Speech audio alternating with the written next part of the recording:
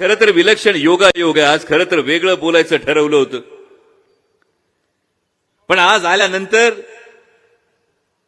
मी सगळ्या मीडियाच्या प्रतिनिधींना सांगेल की हे चित्र संपूर्ण महाराष्ट्राला, हे चित्र संपूर्ण देशाला जरूर दाखवा. कारण काही दिवसांपूर्वी पुण्यात सभा होणार होती देशाच्या पंतप्रधानांची.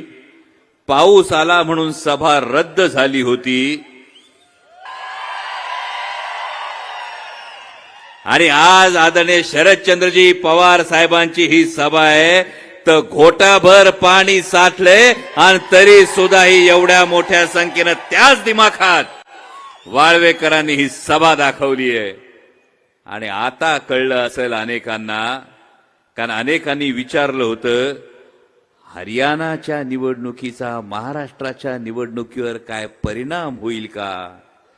तेव्हा त्यांना सांगितलं होतं, अरे पावसात ढेकळं इरघळतात, काळ्या कातळाचा सह्याद्री वारा वादळ पाऊस छाताडावर झेलतो. आणि हा वारा वादळ पाऊस छाताडावर झेलणारा हा सह्याद्री म्हणजे आदरणीय शरदचंद्रजी पवार हा फॅक्टर आहे हरियाणा आणि महाराष्ट्रामधला. त्यामुळे हरियाणामध्ये जे काही झालं ते महाराष्ट्रात होणार नाही. महाविकास आघाडीचंच सरकार येणार, ही काळ्या दगडावरची रेघ. आणि तुमच्याविषयी तर काय बोलू, तुम्हाला मानाचा मुजरा केलाय, तुम्हाला सलाम केलाय, पण पुन्हा एकदा कॅमेरा लाडक्या बहिणींवर दाखवा. सगळं मान्य असेल, सगळं मान्य असेल, पण माझी भगिनी चांगली साडी नेसून आल्यानंतर त्याच्यावर मॅचिंग चप्पलचा जोड घातल्यानंतर घोटाभर पाण्यामध्ये जर माझी भगिनी या कसलाही विचार न करता बसत असेल तर तिथा खरा विश्वास आहे, तिथं खरी निष्ठा आहे. आणि आज जवळपास 67 मतदारसंघातून शिवस्वराज्य यात्रा जाऊन आली. या 67 मतदारसंघातून शिवस्वराज्य यात्रा जाऊन आल्यानंतर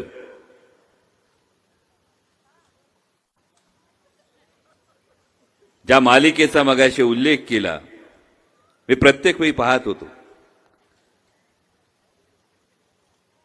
मी जयंत पाटील साहेबांकडे पाहत होतो. मगाशी जानकर साहेब म्हणाले भाकरीचा विचार नाही, झोपेचा विचार नाही. जर विचारलं काल रात्री किती वाजता झोपले तर 4, 4:15 झोपले, 2:15 वाजेपर्यंत गड इंग्लजला होते आणि आज सकाळी 7 वाजता उठून परत वाईकडे रवाना झालेत. आणि हे आज नाही सुरू, मी 9 ऑगस्ट पासून बघतोय. 9 ऑगस्ट पासून अव्याहतपणे हा माणूस धावतोय. आणि हे अव्याहतपणे करत असताना कुठेही तक्रार नाही, कुठेही चेहऱ्यावर चिंतेचा लवलेश नाही. आणि हे सगळं करत असताना आदरणीय शरदचंद्रजी पवार साहेबांचा विचार हा महाराष्ट्रातल्या प्रत्येक माणसापर्यंत पोहोचवत असताना जेव्हा जयंत पाटील साहेबांना पाहिलं तेव्हा स्वराज्य रक्षक संभाजी मालिकेत एक वाक्य होतं. शंभूराजांच्या तोंडी ते वाक्य होतं, गड्या काही झालं तरी पापाला विसरायचं नसतं, त्याच्या सुरकुतलेल्या चेहऱ्यात आपण सुख होऊन व्हायचं असतं. आणि हे जे काही नातं असेल, म्हणजे तुम्ही अनेक घोषणा दिल्यात, पण मला असं वाटतं महाराष्ट्राच्या जनतेच्या मनात काय हे आदरणीय शरदचंद्रजी पवार साहेबांना अचूक कळतं. आणि पवार साहेबांना काय करायचंय ते जयंत पाटील साहेबांना इतकं अचूकपणे दुसऱ्या कुणाला समजत नाही. आणि म्हणून अभिमान वाटतोय कार्यकर्ता म्हणून जयंत पाटील साहेबांच्या नेतृत्वामध्ये काम करत असताना. नेत्यांचे आदेश पाळणारे अनेक असतात, पण अभिमानानं सांगतो की होय आमचा नेता असा आहे जिथं आम्हाला आमच्या मनातलं मांडता येतं, जर पटलं नाही तर हक्कानं भांडता येतं. आणि तरी सुद्धा आमचा नेता पाठीवर हात ठेवून सांगतो आपल्याला लढायचंय डॉक्टर, एवढ्यात हतबल व्हायचं नाही. आणि हे नेतृत्व म्हणजे आदरणीय जयंतराव पाटील साहेब आहेत. आणि त्यांच्या मार्गदर्शनाखाली शिवस्वराज्य यात्रा काढत असताना खरंच खूप शिकायला मिळालं, खूप अनुभवायला मिळालं. पण आज खरं तर तुम्ही इतकं प्रेम दिलं, इतका विश्वास दिला, तरी तुमच्याकडे काहीतरी मागायला आलोय. तुमच्याकडे मागायला आलोय कारण पुढचे 35 दिवस संघर्षाचे आहेत. काळ संघर्षाचा, वेळ संघर्षाची आहे. आणि मला जसं अभिप्रेत होतं तसंच झालं की आता इस्लामपुरात, वाळवा तालुक्यात परत सभा घ्यायला यायची गरज नाही. ऐकून आलं नीट? नाही, ही तुतारी तर वाजणार आहे. तुमच्याकडे मागायला आलो तो वेगळं मागायला आलोय. फक्त वेळ मागत नाहीये, तर जेवढं महाराष्ट्रात नातं गोतयत, पै पाहुण्यात या सगळ्या ठिकाणी सांगायचंय तुतारी वाजवायची, तर मगाशी दिलेली घोषणा खरी ठरणार आहे, एवढं लक्षात ठेवा. पण ही शिवस्वराज्य यात्रा काढत असताना 67 विधानसभा मतदारसंघातून जात असताना अनेकांचा नामोल्लेख केला नाही तर तो कृतज्ञपणा ठरेल. कारण मुद्दे काय, सरकारवर टीका काय, तुम्हाला सगळं पाठ झालंय. पण आमचे युवकचे प्रदेशाध्यक्ष महबूबभाई शेख असतील, सुनीलजी गव्हाणे असतील, पंडितजी कांबळे असतील, या प्रत्येकानं महाराष्ट्राच्या प्रत्येकाच्या मनातल्या ज्या भावना आहेत त्या जागवल्या. अनेकांना वाटलं होतं मोठमोठे वक्ते नाहीत, असं काय होणार. पण जयंत पाटील साहेब नेहमी म्हणायचे की अ गेला तर आमच्याकडे ब आहे, ब गेला तर आमच्याकडे क आहे. कारण आमच्याकडे हे सगळं घडवणारं विद्यापीठ म्हणजे आदरणीय शरदचंद्रजी पवार साहेब आहेत. आणि याचा प्रत्यय हा ठिकठिकाणी या सगळ्या लोकांच्या भाषणांमधून, त्यांच्या मुद्द्यांमधून हा ठिकठिकाणी येत होता. इतकंच नाही तर जे नाटक आपण याच्या आधी बघितलं ते करणारे केशव पेडणेकर असतील, संतोष पवार असतील, महेश कोकाटे असतील, संपूर्ण टीम असेल, या संपूर्ण टीमचं कौतुक केलं पाहिजे. आणि तितकंच पडद्या मागून ही शिवस्वराज्य यात्रा इतक्या मोठ्या प्रमाणावर यशस्वी करण्यामध्ये ज्यांचा मोलाचा हात होता त्या आदिती नलावडे असतील, आमचा नीरज महाकाळ असेल, आणि पडद्या मागचा या शिवस्वराज्य यात्रेचा हिरो कोण असेल तर ते राजवर्धन पाटील आहेत. हे प्रामाणिकपणे इथं मांडलं पाहिजे, कारण हे श्रेय घ्यायला कधी कोणी येत नाही. पण ज्यांनी केलं त्यांचं सांगितलं पाहिजे. आणि हे सांगत असताना नेमकी ही शिवस्वराज्य यात्रा जात असताना प्रत्येक ठिकाणी प्रतिसाद जो मिळाला, हा प्रतिसाद जो मिळत होता, हा प्रतिसाद मिळत असताना आम्ही कोणीही या समजत नाही की हा प्रतिसाद आमच्यापैकी कुणालाही नव्हता. हा प्रतिसाद फक्त एका व्यक्तीच्या विचारांसाठी होता आणि ते नाव म्हणजे आदरणीय शरदचंद्रजी पवार साहेब.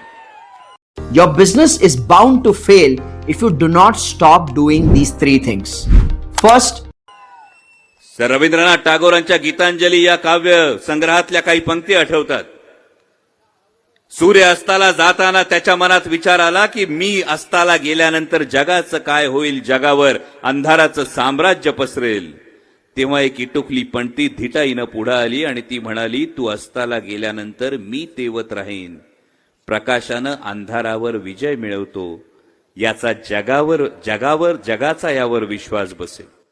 आणि तीच परिस्थिती होती 2 जुलैला. अनेक राजकीय पंडितांना वाटत होतं पक्ष गेला, चिन्ह गेलं. ज्यांना लहान लेकरासारखं हाताच्या तळहाताच्या फोडाप्रमाणे जपलं होतं असे अनेक नेते सोडून गेले. आता काय होणार. आणि एक 84 वर्षाचा योद्धा म्हटला, मी लढणार. आणि हे लढण्याचं जर कोण प्रतीक महाराष्ट्रातलं बनत असेल, म्हणजे जेव्हा सगळं काही गमावलेलं असतं, सगळं संपलं असं वाटत असतं, तेव्हा जर प्रेरणा कुणाला हवी असेल तर त्या प्रेरणेचं आज महाराष्ट्रातलं नाव आहे आदरणीय शरदचंद्रजी पवार साहेब. आणि म्हणून या निवडणुकीत, विधानसभा निवडणुकीला सामोरं जात असताना एक गोष्ट लक्षात ठेवा, ही निवडणूक कुठल्या राजकीय पक्षाची नाही, ही निवडणूक कुठल्याही केवळ पुढाऱ्याची नाही, ही निवडणूक महाराष्ट्र धर्म वाचवण्याची, महाराष्ट्र धर्म टिकवण्याची. जाता जाता एवढंच सांगतो, काय विलक्षण योगायोग आहे बघा. मतदान किती तारखेला आहे? 20 नोव्हेंबर. निकाल कधी लागणार आहे?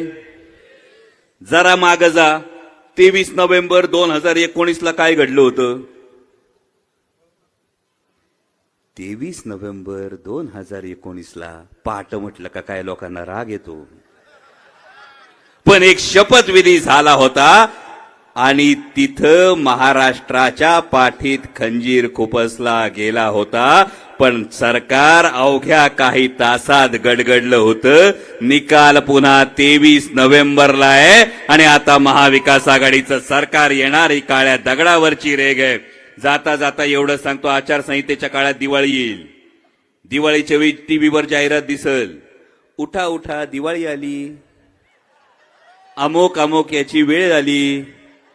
तसं लक्षात घ्या, उठा उठा निवडणूक आली, आता गद्दारांना घरी बसवण्याची पवार वेळ आली. आणि त्यामुळे आदरणीय शरदचंद्रजी पवार साहेबांच्या मार्गदर्शनाखाली हे सरकार येणार. आणि मगाशी तुम्ही इच्छा व्यक्त केली साहेब सगळ्यांनी, विलक्षण योगायोग आहे. वाळव्याचा माणूस वर्षावर जावा अशी इच्छा व्यक्त झाली. आज पावसाच्या रूपानं वर्षाच वाळव्यात आली. त्यामुळे नियतीच्या मनात काय आहे हे करण्यासाठी तुम्हाला ताकद लावावी लागेल. ही ताकद आई जगदंबा तुमच्यापैकी प्रत्येकाला देऊ ही इच्छा व्यक्त करतो आणि थांबतो. धन्यवाद. जय Shivray. Kia Motors presenting new Seltos 17 autonomous advanced feature, 15 standard safety features, panoramic sunroof, आकर्षक इंटेरियर आणि एक्सटेरियर लुक 8 कलर्स मध्ये उपलब्ध. नव्या सेल्टॉसची शोरूम मध्ये येऊन टेस्ट ड्राइव्ह घ्या आणि आजच बुक करा. पत्ता सेलिब्रेट किया शोरूम, सोलापूर पुणे महामार्गावर, कोंडी सोलापूर. संपर्क 9804 1841 84.